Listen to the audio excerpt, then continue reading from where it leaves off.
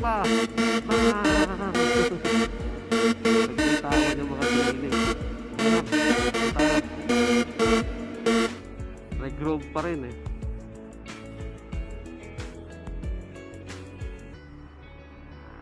Noong mga nakaraang ano kasi, unang linggo ng January, ang bilis.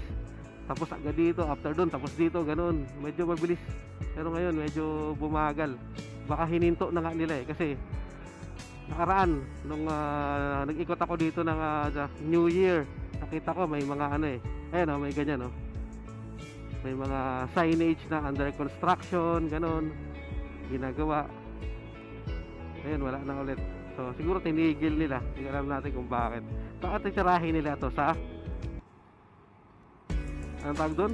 Sa sa holiday siguro Ayan naglitawan yung mga bang bang.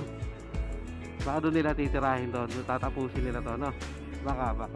So tingnan na lang natin ulit sa after holiday ng February. Baka doon nila tapusin.